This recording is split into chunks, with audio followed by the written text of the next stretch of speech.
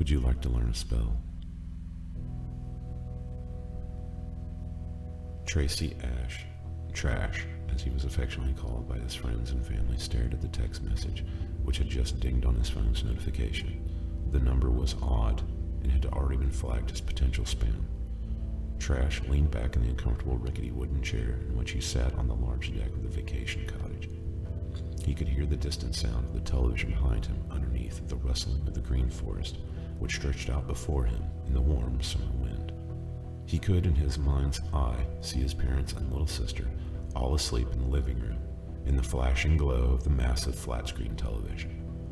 It would be many hours before Trash would sleep, as the 2 empty cans of energy drink sitting on the table would testify. Yes, he texted in reply, and almost immediately another message appeared in answer below. He stared at the link, which had been given, and wondered what virus or obscenity awaited should he choose to pursue the link further. He had no real initial interest in magic, or the supernatural of any sort, but he was prone to certain reckless curiosity, which had many times guided his decisions over the course of the past 15 years. He touched the address and watched as his phone auto-guided itself to his web browser, and soon a strange symbol, which looked like an inscription stamped into an old leather-bound book cover, flashed for a moment on his screen. As soon as it appeared, it was gone, and a simple red cursive font began to scrawl itself across the black field. At the top of the list, there were the words, "What would you like to do?" And then began a series of words numbered from 1 to some unknown number.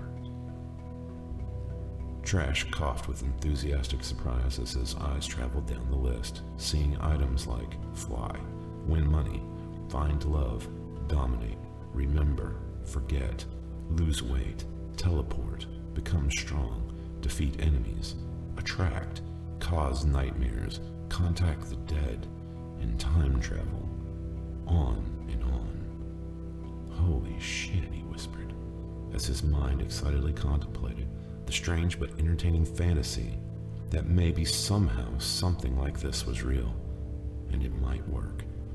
His gaze suddenly looked on the 19th item given on the list.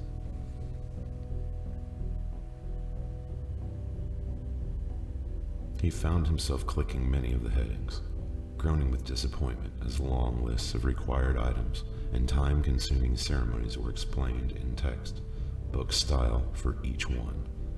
One particular item, however, was explained with utter simplicity.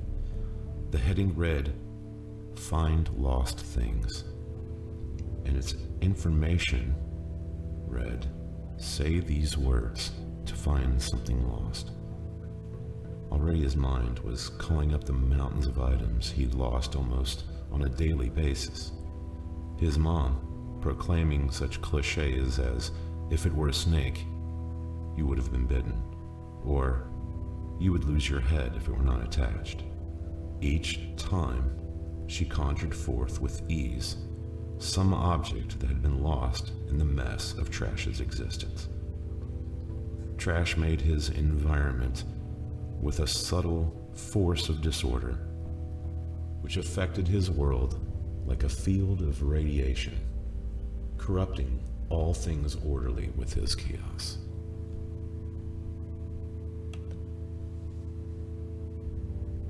What if he could just find the $20 he had dropped somewhere at the roller coaster earlier? What if he could find his lost cat, Rufio, when he got out and never returned? "Just say these words," he whispered out loud, "and concentrate on what you have lost and seek to find." Trash smiled. Now as a warm feeling began to grow in his chest, like poured hot metal, emanating from his stomach into his extremities, the kind of elation as he softly whispered the words.